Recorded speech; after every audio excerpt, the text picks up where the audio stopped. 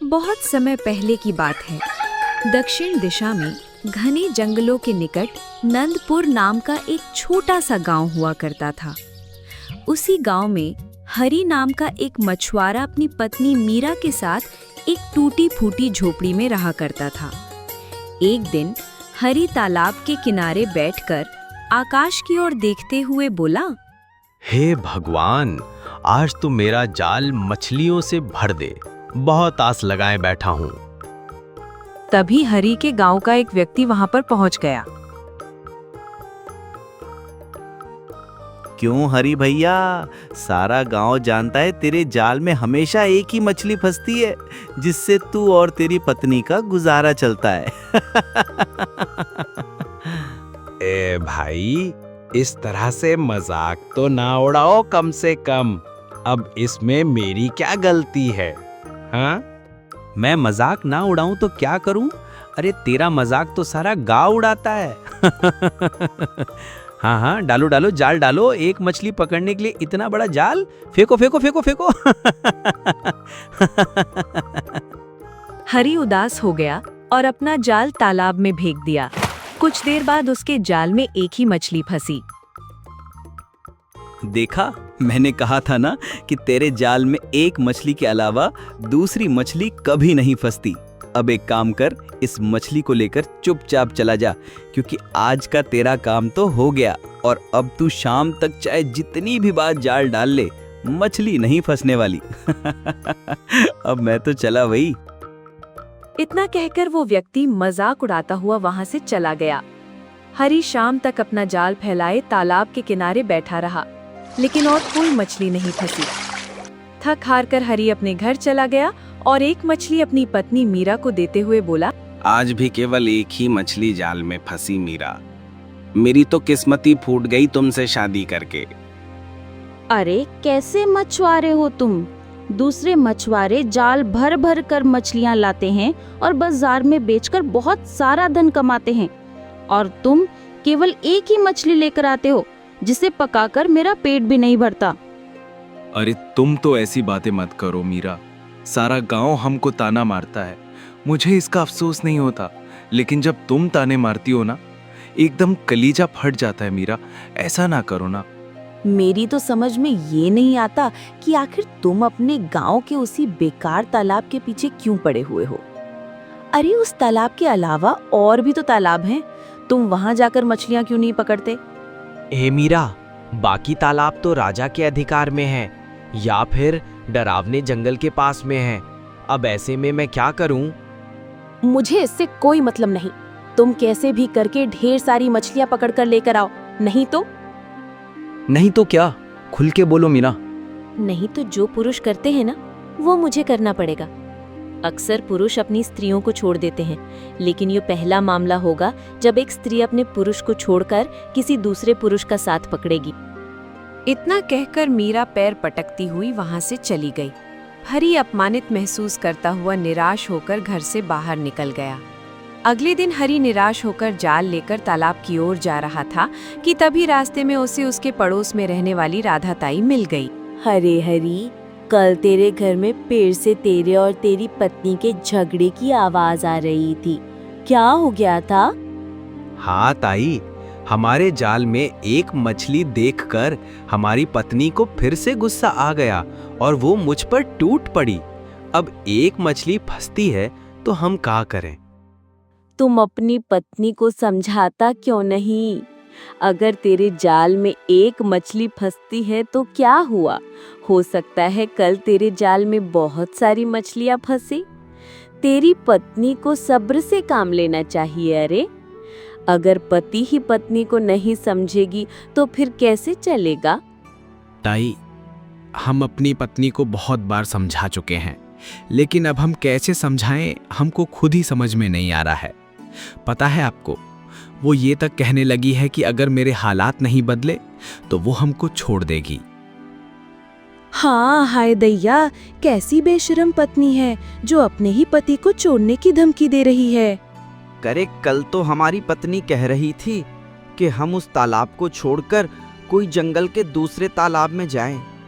आज मैं एक बार और देखता हूँ अगर हमारे जाल में मछलियां ना फंसी तो मजबूरन हमें वाकई में दूसरा तालाब तलाशना पड़ेगा। क्या करे फिर अब? चलो ताई, चलते हैं अब। इतना कहकर हरी वहां से चला गया।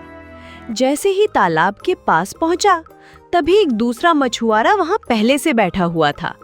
हरी को देखते ही बोल पड़ता है, लो भैया आ गए। आइए आइए, आप ही का तो इंतजार था इन मछलियों को। अरे भैया रहने दो, काहे दिन भर थकने वाला काम करते हो। अरे कितनी बार कहा है कि मछलियां पकड़ना तेरे बस की बात नहीं है। तू समझता क्यों नहीं? मछलियों को तेरी सूरत पसंद नहीं है, तो जब भी तू आता है मछलियां चिढ़ जाती हैं। मछलियां तालाब के अंदर घुस जाती हैं, बाहर नहीं निकलती। इतना कहकर वो आदमी का मजाक उड़ाते हुए जोर जोर से हंसने लगा। हरी की आंखों से आंसू बहने लगे। तभी हरी के जाल में एक मछली फंसी। देख लो भैया, हो गया तुम्हारा काम। अब दूसरी मछली तो जाल में फंसेगी नहीं। जा भैया हरी, घर जा, आराम कर, इसी को पका के खा। अरे जा। हरी को क्रोध आ गया और क्रोध में वो एक मछली लेकर अपने घर गया। घर पर एक मछली देखकर मीरा कुछ कहने ही वाली थी कि तभी हरी बोल, बस अब आगे कुछ कहने की आवश्यकता नहीं है तुम्हें। कल हम दूसरा तालाब ढूंढेंगे। मीरा चुप हो गई। अगले दिन हरी जाल लेकर बाहर निकलने ही वाला था कि तभी उसकी पत्नी मीरा ने उसे टोक लिया। तुमने कल कहा था कि तुम दूसरा तालाब तलाशोगे। हाँ, गांव के उत्तर वाले जंगल में एक तालाब है। सुना है वो शापित है। कोई आज तक वहां पर नहीं गया, बस लोग तरह तरह की बातें करते हैं। न जाने वहां पर क्या है। तुम वहां पर क्यों नहीं जाते? अरे ओ तालाब, वहां तो वर्षों से कोई गया ही नहीं है। कहते हैं वहां पर कोई राक्षसी आत्मा का वास है। ये सब बकवास बातें हैं। अगर किस्मत बदलनी हो तो थोड़ा सा जोखिम तो उठाना पड़ता है। तुम वहां जाओ, मुझे उम्मीद है कि वहां पर तुम्हें ढेर सारी मछलियां मिलेंगी और तुम्हारे लिए एक फायदा भी है। कौन सा फायदा? तुम मुझे मारने की तो नहीं सोच रही हो? अरे नहीं, सोचो अगर वहां पर ढेर सारी मछलियां हुई तो तुम उन मछलियों को बेचकर धन कमा सकते हो और कोई दूसरा मछुआरा डर की वजह से वहां नहीं जाएगा। तो इस तरह से तुम निश्चिंत रह सकते हो। मीरा की बात सुनकर हरी कुछ देर तक मीरा को देखता रहा।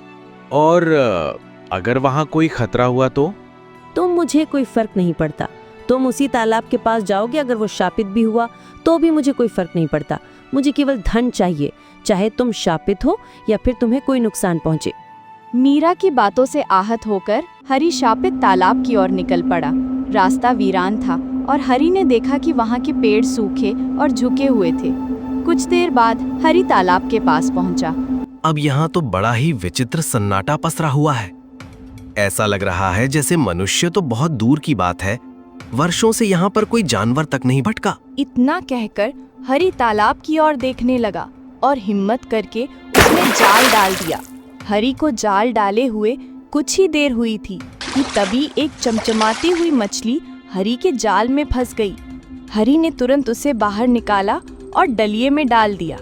डलिया में डालते ही मछली ने एक सोने का अंडा दे दिया।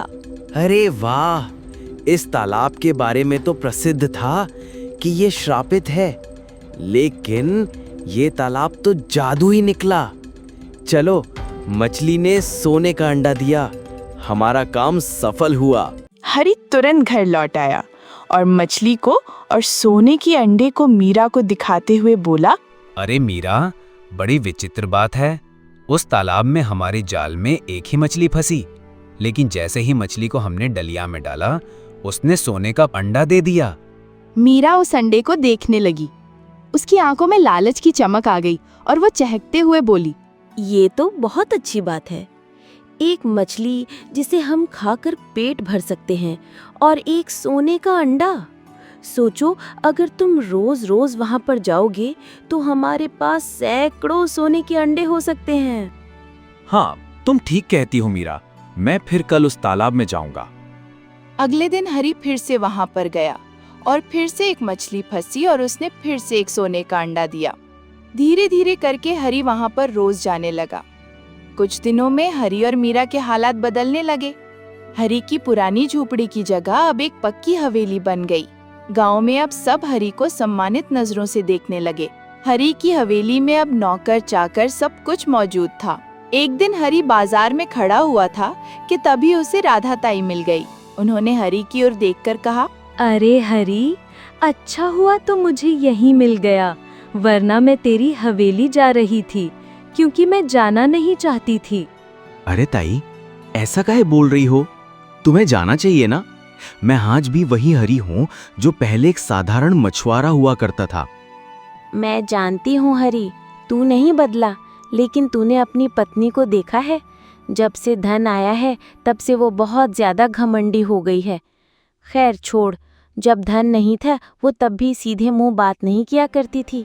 देख, मैं चाहती हूँ कि तू गरीबों की मदद किया कर। कल मैंने देखा कि एक भिखारी तेरे घर पर आया और तेरी पत्नी ने उसे अपमानित करके निकाल दिया। ठीक है राधा ताई, मैं अपनी पत्नी से आज ही सिलसिले में बात करूंगा। राधा ताई वहां से चली गई और हरी कुछ देर बाद घर चला गया। मीरा, मैं तुमसे एक बहुत ही जरूरी बात करना चाहता हूँ। कैसी बात? कहो ना। देखो मीरा, राधा ताई बता रही थी कि कल एक भिखारी आया था जिसे तुमने अपमानित करके बाहर निकाल दिया। अरे ऐसा नहीं करता है कोई। तुम क्या अपनी गरीबी के दिन भूल गई हो क्या?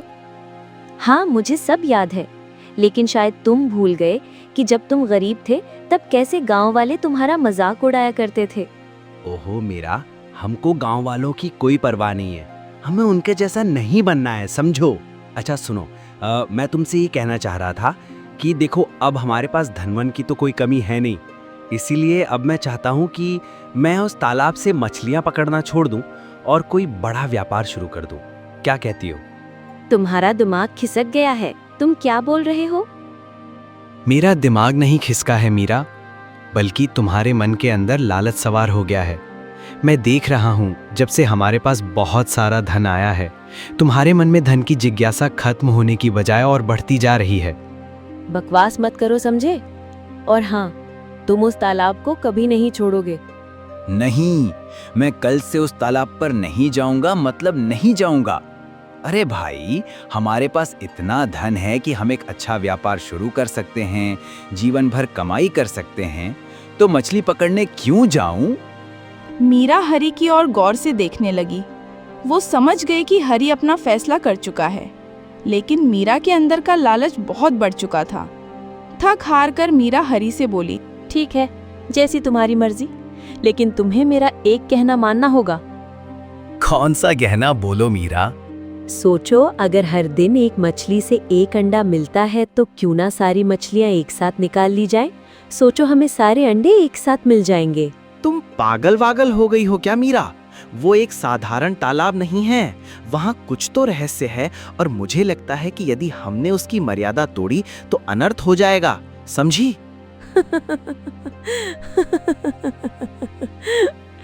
ये क्या? जब तुम गरीब थे तब तुम बहादुर थे, धनवान बनने के बाद तुम डरपोक कब से हो गए? देखो, तुम वैसे भी अब उस तालाब में जाने से मना कर रहे हो। तुम एक आखिरी काम तो कर ही सकते हो। अगर तुमने ऐसा नहीं किया तो मैं छत से कूद जाऊंगी, और तुम जानते हो कि मैं कितनी जिद्दी